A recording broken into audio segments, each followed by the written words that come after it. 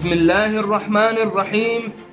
الأساتذة الأفاضل والطلبة الأعزاء، بعد تأسيس اللجنة المنسقة للمطالبة بمطالب طلبتنا الأعزاء، نعلن على بركة الله إطلاق حملتنا الموسومة بحملة المطالبة بمطالب طلبة السادس الإعدادي، والتي تتضمن المطالب الآتية: أولاً، منح تحسين المعدل لكل من اشترك في الدور الأول ناجحاً كان أم مؤجلاً ولكل المواد.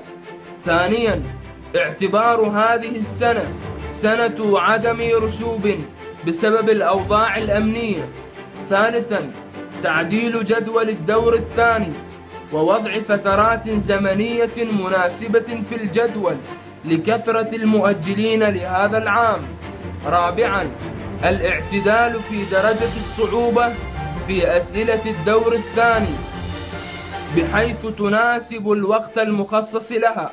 كما نشير إلى أن اللجنة المشرفة العليا على هذه الحملة والمنظمة لها، مكونة من الدكتورة ريزان أحمد الجاف، الأستاذ سعد الشيباني، الأستاذ حيدر حافظ السامي، الأستاذ صفاء الساعدي، وحمزة الجابري.